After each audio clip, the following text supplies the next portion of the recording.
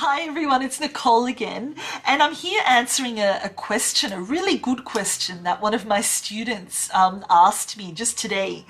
Um, and it's quite funny because she needs to cancel something, cancel some plans that her and her friends have made.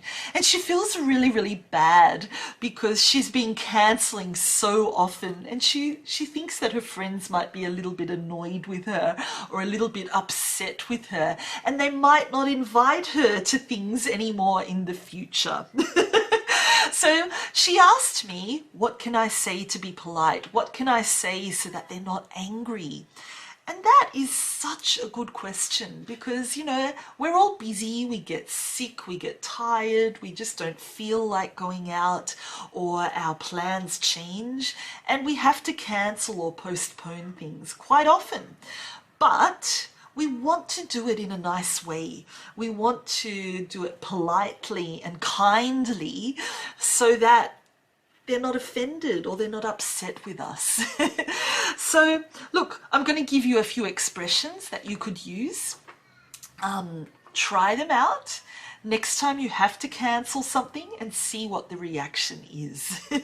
So you might say something like, listen, Mary, I am so sorry, but I won't be able to make it tonight after all. Something's come up.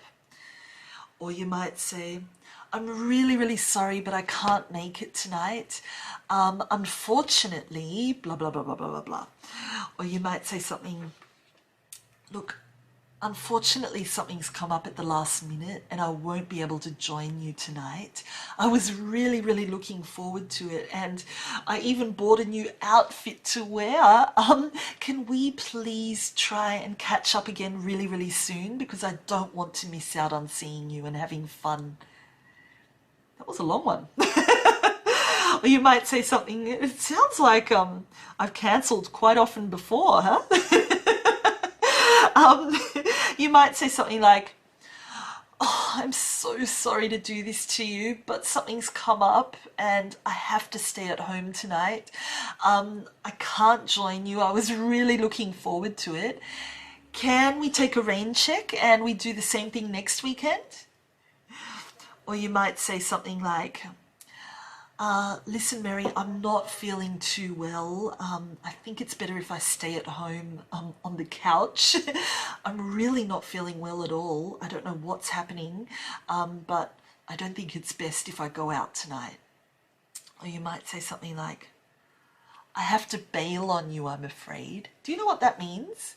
If you bail on someone, it means that you pull out at the last minute, you cancel the plans at the last minute, and you don't do them, you don't go.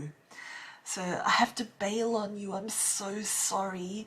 My parents have just arrived and I have to spend some time with them. You might say something like, I'm really, really sorry, but I won't be able to make it after all. Can we organize another time and day to meet up? I'd love to see you. Does next Saturday work for you? So look, if you're making an excuse, you have to make it genuine.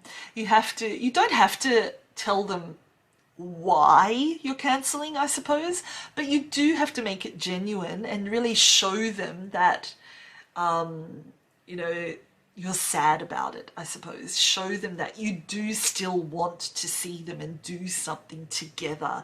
So a really good idea is to maybe make a suggestion for a time and a place to go another time somewhere. So you might say something like, can we meet at the same time next week?